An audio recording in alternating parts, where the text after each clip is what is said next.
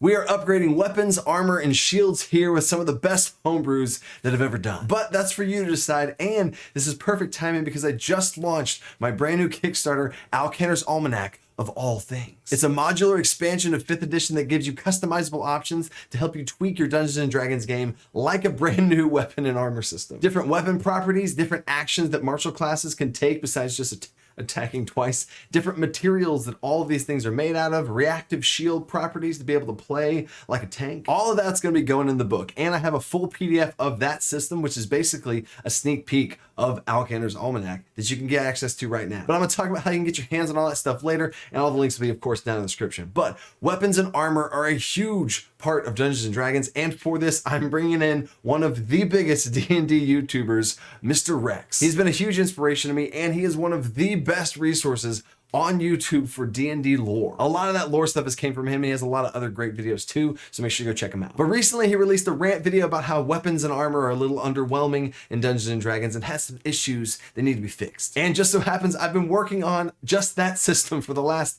half a year or so, and I reached out, and here we go. We got Mr. Rhexx here. You made a video, man, on weapons and armor, and I don't normally make homebrew videos, so it definitely popped up on my radar. I had to see it, and as soon as I saw it, we're so much on the same page with some stuff. I had to reach out to you, and here we are. Welcome, yeah, thank you for bringing me over. I feel like this is a struggle that perhaps many of us DMs kind of go through, and maybe we don't understand exactly where the problems come, but there's an issue that I think needs to be solved. Right. And I think a lot of times there's so many other things people homebrew, and I've made plenty of other homebrew videos that I never tackled armor class, because I feel like armor class, it's not a huge glaring problem. A lot of people are totally fine with armor class, especially if you played the game a while. It makes sense. Certain armor classes, or certain difficulties of monster, okay, armor class 14, armor class 16, and you get a good feel for it. But there are some problems that just start flaring up. So what was your biggest problem with armor? Dude, honestly, there are actually many issues that I think might look like they stem from different locations, but they all simultaneously kind of converge the root at the armor problem. So again, many issues. One of the biggest issues I think has to come actually from the fact that I always come back to the idea of an RPG. What makes an RPG and what makes it interesting and fun?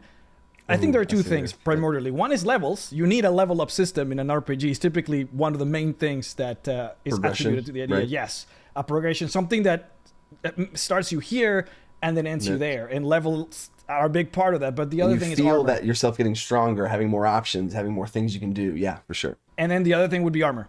But that is the one thing that, like, I feel like it is the levels and armor. The biggest weakness. You gotta have it. The biggest weakness of D&D is that if you're a rogue, you can only purchase a studded leather armor for 45 gold pieces, and you're done. Right. There's nothing else you can do. You won in game, done. Final armor achieved.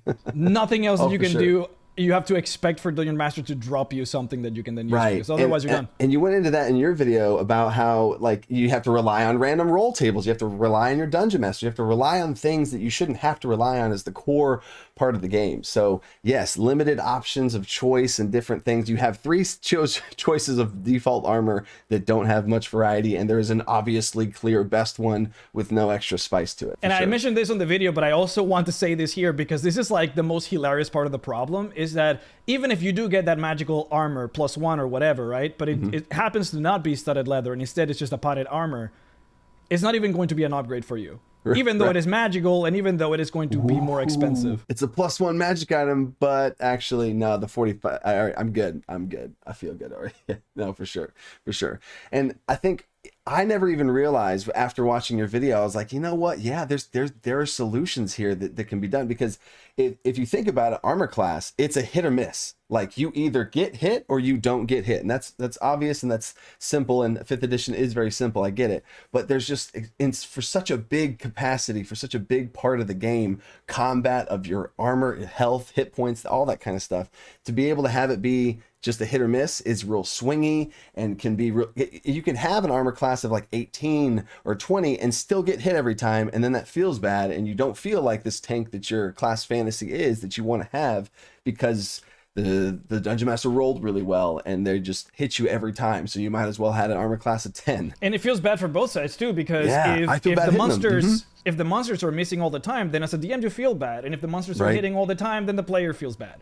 Yeah, Yep. And then you lose that wear down, that grittiness of combat where you're just like, round after round, it's just both sides are getting whittled down instead of this like boom, boom, like these chunks are being taken at everybody. Then it's over out of nowhere. So yeah. Do you know what I realized, by the way? I've been playing a healing cleric recently in one of my adventures, and then I realized that I really wanted to use Prayer of Healing and just do this massive AoE healing. Right. But then I just started realizing that I just never get to use it, because what happens is one character is about to die and then everyone else is full HP. It's literally what happens. Because they dodged all their attacks that came at them, and this one person hasn't. So you're overhealing. It's a waste. Yeah, I totally see that. And then another thing that that made me think about from this, when I started brainstorming, that you sent me down this rabbit hole of thought about the problems with armor, is a cloth wearing or light armor even wearing caster of some kind. It takes the same amount of damage from a said hit from a monster as the huge heavily armored shield wearing paladin or whatever. I know the dice are going to change, but if you would take 46 plus 10 or whatever it is, both of those characters are taking that damage, and it's the same, assuming they got hit. And this goes back to, I think, armor. Like, one of the biggest issues is that armor only has one stat, and that is AC. So when you only have the one stat and there's sort of no in between, you do end up with these problems. And as a dungeon master, there's not things you can tweak and change, because there's only one thing you can tweak and change, and it's very limiting in that way too, for sure. And if you do tweak it too far to one side, then it gets absolutely broken. You're either always getting hit, or you have the player that figured out how to do some crazy YouTube build or Reddit build that they researched, and they have 26 armor or something, and you're like, okay, well, what do I do? I've been asked that question multiple times about characters with stupid high armor class. Like, what do you do? Just hit them with spells all the time. But then that's, I guess that's a solution, but the thing is, like, you also, as a player, you really shouldn't feel bad about wanting to maximize your character, which is like completely another point too. Right. It should feel good as a dungeon master to give your players magical armors. It should feel good as a player to want to maximize one stat over others, because hey, that's what an RPG is. That's the style you're going for. I really want to be a tank. You're playing a role, and you don't want to feel like, I really want, like I know they really want to have more armor class, but I don't feel like it's good. And then that doesn't feel good either. So you want to be able to let your players embrace their play style and dive into it all the way, for sure. So now then, we've ranted and beat armor class into the ground. But how are we going to fix this thing, dude? How would you fix this thing? The first thing that I think that we talked about before of fixing this thing is introducing more options of materials or things you could make the armor out of, which automatically just opens up so many doors. Yeah, I mean, the biggest advantage of having multiple, variations of materials is, again, the first point that I kind of came back to here was a big factor is money. Actually, I haven't talked about this at all. Like, I thought I did. Money, because this is another issue completely. There is nothing to spend money on unless you're talking about magical items, which are not even supposed to be an integral part of the game. Like, the game was literally designed to not be like 3rd edition, where magic is necessary. It's not supposed to be necessary. And so a lot of times you end up with a lot of money and nothing to spend it on. And when you have different materials, gold becomes meaningless, and that whole part of the game is now gone. And that would be the case, say, if you're a heavy armor user. At least as a heavy armor user, you have plate armor, which costs $1,500, which is great, right? But if you start adding mithril or adamantine or any other kind of material, you want to make your armor out of silver, suddenly the options expand. Compound and on that, money kind of becomes more integral, more important again. And again, it also adds a lot of options. Off what you just said there is that maybe the best set of armor, maybe you shouldn't maybe you shouldn't take the 1,500 set of armor. Maybe you downgrade the armor a little bit, but then upgrade the material, because you want a certain type of property that the material that mithril gives. Ooh, it's lighter. It lets me move better or whatever. And then you can downgrade your armor class and upgrade the material for these certain things, and now you're customizing. You know what I mean? So that's I love that idea. And you know what that comes down to? Again, role play is playing your role, customizing your character, and making your barbarian different than another person's barbarian, which is, I think, the goal is what it should be. Well, and it's like, okay, so do I want to have that heavy armor class? Okay, I will save up even more for more armor class, and I will take the material that gives me even more armor class or whatever, and go that route. Or do I go the other? And it's just, again, like you said, opens up for that choice that you want, which is why in this big PDF that I made in this whole thing, I have, like, I think like 15 or more different types of materials. They got dragon bone, chitin, like bug, like bug armor, all that kind of stuff to try and give players options to be able to hit all those playstyles. Yeah, and you know what? That also kind of just adds to how fun it would be. And this is, again, another thing that's missing. Because you see, I keep coming back to this. There are a lot of things about Dungeons and Dragons that you could consider issues that you might think stem from different sources, but really it all comes down to one source, which is armor. Or could be solved by one source, which is armor. So you're entering into like another territory, which is like salvage and monsters. How fun would it be if you can Monster go to a Hunter, dragon, baby. take some dragon scales and use it for your armor, having an actual system that allows for that. Right. And what's so funny, and this naturally brought it to this, is that I think this whole big thing I've been tackling together that you caught me during this whole thing is I have the big huge book that I'm doing, Alcanner's Almanac of all things. I have the all those are tied together. You have the weapons and the armor that are made of certain things, and then there's a crafting system. They have to make all those things to be able to build your own custom things so that you can have a chitin sword and a dragon bone art. But now I got to go find, like, that's a whole mission now, and you're tying the whole game together, the role play and the combat, to go get those things, go hunt them down, find those creatures, salvage them, come back. I'm feeling a Skyrim vibe here, and that's a good thing. And that is a good thing. Yes.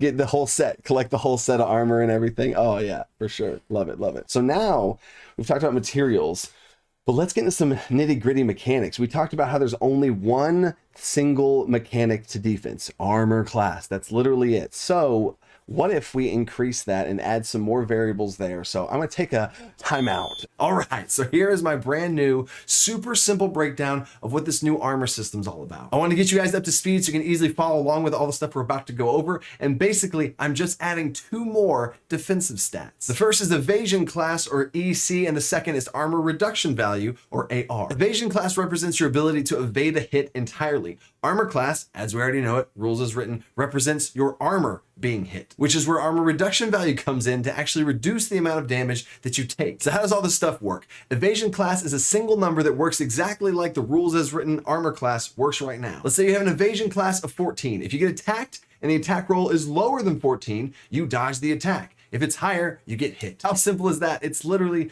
just like armor class, but you calculate it in a different way, and it works together with armor class. Here's a table right here that shows you how you actually calculate your EC. For those super nimble people in light armor or no armor, it is 10 plus your dexterity modifier, which represents your unarmored armor class. And then for medium armor, it is 10 plus your dexterity modifier, max of 2. Again, normal standard for medium armor. And for the heavy boys, the heavy armor class is just a flat 10. Don't worry, shields will help that out here in just a second. That is your evasion class. Super simple. You also have your armor class, which you already know how to calculate. That is completely unchanged. But now your armor class is represented by 2 numbers. This gives you a range to your armor class of an EC to an AC. So let's keep this example going and say we have an EC of 14 and an AC of 17. That is your armor range. Any roll, any attack roll made against you below this number, you dodge entirely. You take no damage from it, like rules is written. Anything above this number that rolls higher than your armor class fully hits you, you take full damage. All of that is very standard. But now, here's the best part.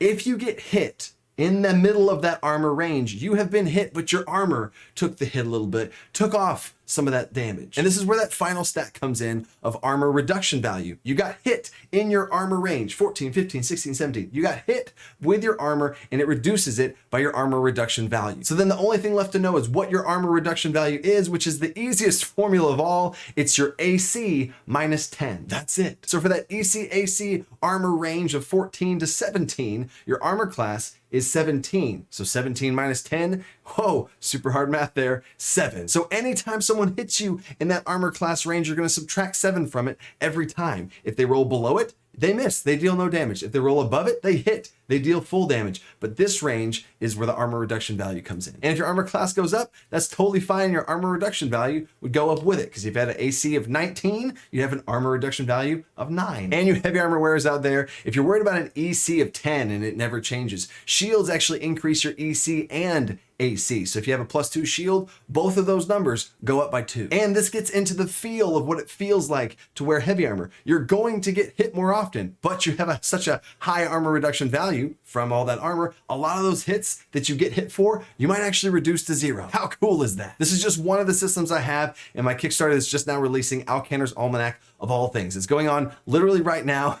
Go check it out after this video is over. Me and Mr. Rhexx are about to break down all the different stuff here and talk about this armor class. And if you're too anxious and you want to get your hands on this full PDF, there is a full PDF right now of all of this armor system I'm talking about, a weapon system including martial actions, weapon passive properties for all the different types of weapons, so it actually feels different to wield different weapons. How crazy is that? Different armors feel different as well. You can make all of them out of different material. There's over 15 different types of material that you can use. Like, comment, and share this video around, because if it does well, I'll do a follow-up video about that weapon system and shield system and some of the mechanics of how all that stuff works in the big picture of how to really take your combat, especially for martials, to the next level. So again, all those links will be down in the description. You can check them out for yourself. So now let's get back to the Mr. Rhexx breakdown. Okay, so they're up to date now, Rhexx. We got this because of that mechanics, all those types of things of this armor class range system came from a lot the inspiration from watching your video. You're just riffing and talking about how, what if you had a range and I had a glancing blow mechanic that had an armor class range and you dealt half damage whenever you got hit in that range. I used it for monsters, applying it to players though, and there's a lot of really cool stuff that you have when there's a number that you can dodge and not get hit at all. There's a number where you get hit but it gets reduced by your armor. Actually, what a crazy concept, damage being reduced by armor. And then obviously if you fully get hit, you take full damage. But that was a super awesome idea. So thank you for the inspiration to take that and run with it. I'm glad we're talking about it now. Yeah, of course. I mean, parts of it are not necessarily new, right? It's like we used to do magic resistances back in the olden days in this way. We used to have like magic, you used to have fire resistance 10, and so you would deduct 10, or whatever from the damage that you would take. So there's something similar, but of course trying to adapt it into 5th edition sort of requires a remake of the system in a way, which is great because 5th edition is a very modular system because it is so simple the way it is constructed. It allows for all kinds of modifications, which I am really happy about. Right, and it allows, and so many times I have so many different homebrews, I don't use them all at the same time. I always keep saying that, but find the sections of the game that really you love the most, and then it's okay to make them a little bit more complex if it makes it more fun and it makes it more engaging and it gives you more choice to be able to do all these things we're talking about. So it gives a super different play style for that heavy armor wielder to keep reducing that damage from these big blows. And we talked earlier about that a player that gets hit all the time. Well, if the Dungeon Master happens to roll high, I mean, it's not that bad because the heavy armor wear is going to still reduce that damage and feel like a tank. Yeah, so damage reduction as a system is very interesting because if done right, the idea would be that it wouldn't necessarily increase the damage that people would take at the beginning of the game, at least not for the players, which is crucial. You cannot be taking any more damage as it is because people are very likely to die early game. However, it does solve a lot of issues that players were having sort of mid to late game where you again just end up with players, maybe 2 characters that are just dead, and then the other 3 characters are basically full HP, and it kind of helps smooth out the damage a little bit sort of all throughout, which is what you would be expecting. Being able to figure out when the damage is coming, see it coming, and not feel like you're helpless because you're gonna die anyways from the Well, and it gives also the uniqueness of having even just the second stat of the evasion class, right? If someone a tank would have a low evasion class and a high armor class, so there's a big range that they're reducing their damage in, but then you have someone like a rogue or even like a monk tank type situation where you could have a really high evasion class and an okay armor class, but they'd be really close together, and there'd be a lot of times where they take no damage, which is that whole dodging part, and that feels like dodging instead of the default rules as written that everything is technically either a dodge or a full-on hit. And the other thing is that it actually, like a system like this, doesn't necessarily punish you for just stacking as much armor as possible. Oh my gosh, yes. Yeah. Which is incredible. As a dungeon master, if you start hitting armor on your players, you don't feel like you're just missing and wasting your time. You don't feel like your monster has just been made completely useless. Instead, all that damage sort of goes through the armor, which makes the player feel good because they have been stacking armor. and you get some damage in, which of course is essentially what you want. Would you want to be taxing your players as they proceed through the dungeon? Which is that part about we talked about earlier in our rant phase of oh no, the player has too much armor. Oh no. But that's fine. Have 26 armor. If you had 26 armor, you would be reducing 26 minus 10. You'd be reducing it by 16. So these big hits you're taking, that's you could take those big hits and still be fine. And that's a super creative build to be able to get that armor and have that, reward. You still would have to, all spells and have to do all the things that you'd have to normally do. But at least you don't feel like you can't let them play the way they want. And so, again, we go back to making sure that we're fixing the areas that are problematic and then not necessarily touching the areas that are not, because it is okay to be able to completely dodge attacks, and that's part of the system too, right? You put so much armor on yourself that if a bugbear attacks you and deals 14 damage, if you're super armored up, then you can just block it and that feels good.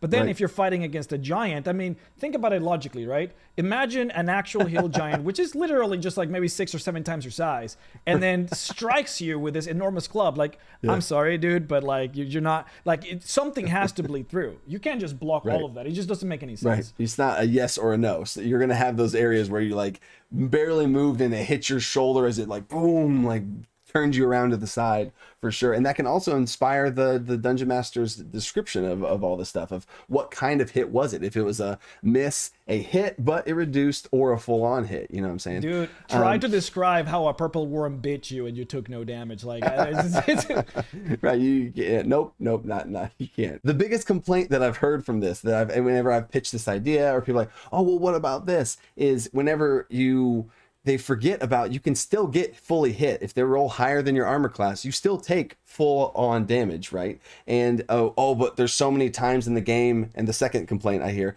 is there's so many times in the game where they hit your armor class and your armor class reduction is so much that it actually reduces it down to 0. And it's like, oh, it might as well just have been armor class.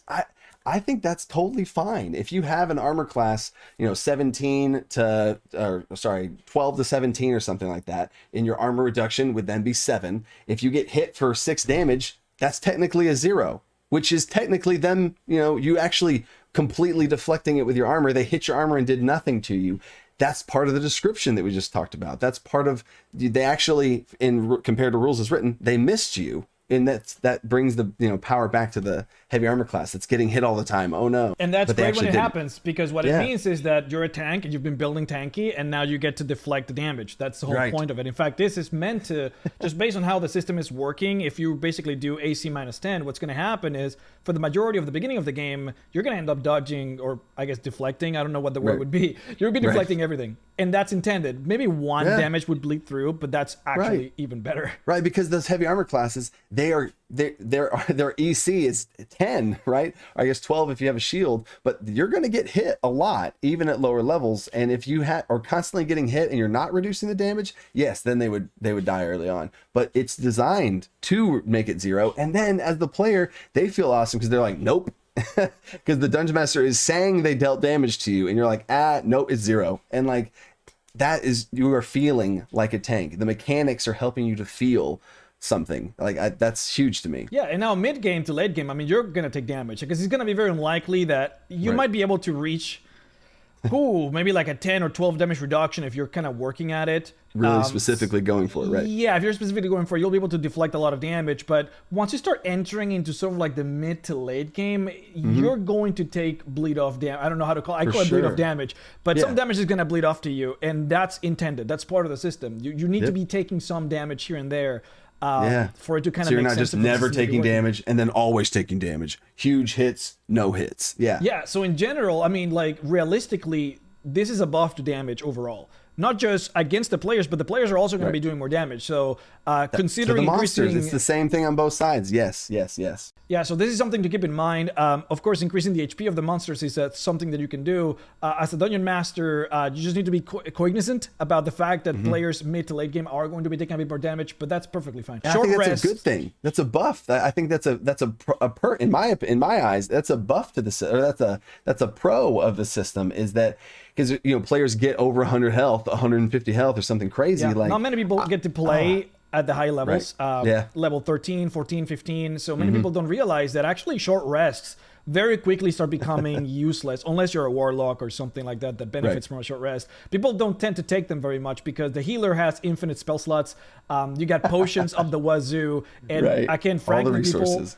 It's very unlikely that people will be at 70% HP overall, all of them, to the point where a short rest will be beneficial for people to spend their hit die on. So this kind of benefits that in a lot of ways, allowing for more short rest to actually happen and have this mechanic of the game actually be used, because it doesn't get used. And if your players are this like godly status to where you have to crank up the damage on your monsters so much, add in all these extra homebrews, add in extra dice to the monsters, and you're having to like dial up the damage meter for these things, and then we're back to the same problem we talked about at the beginning, where you're either hitting them for a ton every time or you're not hitting them, and it becomes even more swingy, compounding the problem instead of having this smooth, I forget how you phrase it, but just like a nice, it smooths that curve and spikes. It smooths out those spikes of all the damage and stuff. So I love it.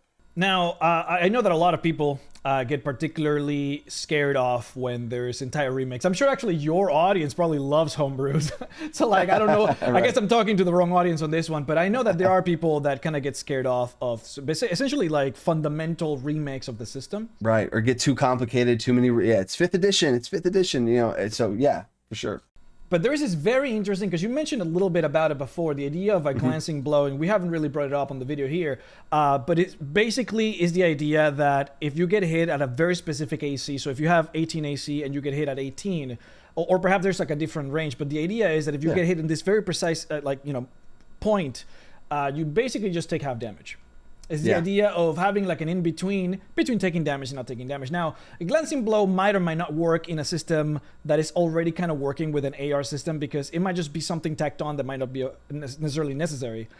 But what I like about this system is that it does basically allow for a rough patch of a solution in the case that you don't have the ability or maybe the willpower to basically enact an entire new system. And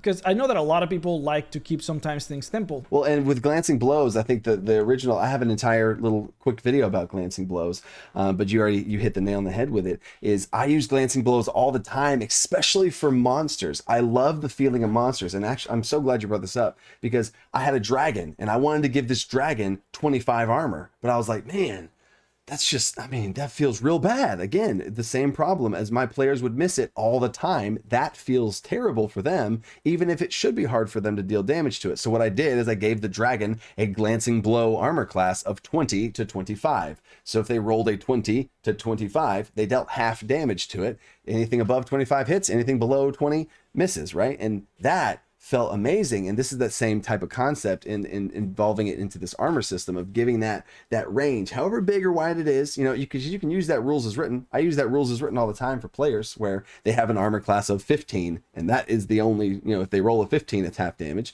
That's great, but you could totally expand it to this, and it'd be really, really simple for sure. Yeah, you can add very interesting ranges. So for example, if you have an armor class of 15, you can say that 13, 14 is glancing blow without any special effects, so like sneak attack doesn't count, nothing like that. And then 15 to 16 is a glancing blow with the extra effects, so sneak attack counts and all these different things. And have a little plus or minus too. Then so if you have a range of glancing blow like that, you could like basically also play the game just like that, and it effectively solves a lot of the issues that we've talked about today, except for the money issue, which is, in my opinion, like, and again, I guess the upgrade, upgrading your armor from one point to another, which is a big part of the RPG. So those two. But that's the beautiful part, though, is you can choose to have the easy mechanics, like you just said, have the easy mechanics of this, and I love that +2 -2 thing that you just talked about.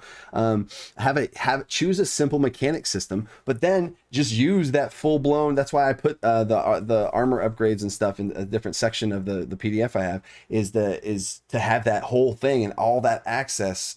Rules as written, you can use whatever armor system you want and throw in those options, and it's always going to be a win. So there are many ways to solve the problem. It's just how many problems you want to fix. It's basically what it comes down to. How complex do you want to make it? Yeah. And another thing, speaking of complex, that I wanted to talk about is of adding. Whenever you add in more mechanics, yes, it does make it more complicated, like we've been talking about. But if you just have AR or just have AC, then like you said, there's only one scale you can tweak and change. But if you have an evasion class, which gives you an armor range, and you have an armor reduction that reduces the damage, you now have 3 different things that you can start to play around with mechanically in the armor options you give people, in the monsters that you have, in the item upgrades you have, in the feats and bonus perks that you give to your players to let them be able to customize that window even more. Yep, so it's about striking that balance of how complicated you want to make it, how simple you want to make it, and finding that nice sweet spot where you feel like there's a lot of depth without the complications. So thanks, man, for coming. I'm glad that I got in here to be able to talk shop with you about some homebrew, getting your head about all the armor class stuff. Thank you for the inspiration of just even watching that video, diving into solving some problems with armor that feel really good to me. And I'm super excited to test these out and try and push the limits of this thing. Yeah, no problem, man. Thank you so much for inviting me over. This was a lot of fun. I love talking about the philosophy of Dungeons & Dragons and the way mechanics work, so this was a blast for me. So the video that sounded good and you want to get your hands on some of that stuff right now, there's a bunch of different links down in the description. The first one you're going to see is for the Kickstarter. It's the huge overall thing, hardcover book, only time I'm doing it. It has a lot more than even just this. This is all the stuff I've been working on for years, putting all into one book. This is just the tip of the iceberg with the system we've been talking about here. But if you're too impatient to wait for the Kickstarter to go, I have them available in a PDF right now over on my Patreon. Tier 1 patrons get access to new rules, new conditions for combat, a complete weapon system overhaul with all those different passives for each different weapon type that I talked about. Tier 2 patrons get this armor system and a lot of different more. There's actually even more different ways to calculate your armor reduction value. There's 2 other systems I have that make it a little more simple. It scales with your level, and another one is just half damage. So there you go. And there's a reactive shield system in there too that I completely overworked as well. And there's a ton of magic items. And tier 3 patrons get all of that plus a martial attack upgrade system with the different special attacks for every single different type of weapon, huge sweeping cleave attacks, quick lunging attacks, a ton of different stuff. There is so much in this PDF. This is the biggest one I've ever done. There are special materials that you can make out of all of these different types of items, weapons, armor, shields, each to have different properties based on the different materials. There's bug chitin armor, coral armor, crystal armor, jade, mithril. There's so much more. And like Mr. Rhexx and I already talked about, these options, just having them at the table, give your players something to chase after or save up gold for. But as always, patrons get PDFs every single month. And if you're late to the party, and if you already missed the June tip because they're only there for 1 month at a time, this PDF will be up available on my website right now in the description too. And I want to give a huge thank you to Mr. Rhexx. He has been a huge inspiration of mine. I've watched his YouTube videos for years before I started my own YouTube channel. I've learned so much from him about the lore of this game. So to be able to work with him and just talk with him and have this little homebrew chat with him was crazy. He's honestly a great dude and so genuine to talk with, and he just wanted to help me. I did not think a 700,000 plus subscriber person would be so engaged and interested in working with me on some stuff and collaborating in this way. So it was absolutely crazy. And he actually is going to be starting up with some homebrew stuff here coming up soon. So stay tuned to his channel. Seriously, please go check out his channel. I know we're a fraction of the size of him, but I would love to have the dungeon crew go show him some love. And don't forget, the Kickstarter is literally happening right now. This is the first full video of them releasing for it, so go check that out. That would help out a ton. I'm trying to make some big moves, and this Kickstarter is the biggest thing I've done yet, putting literally everything I have into it. So until next time, stay creative and think outside that box. Peace.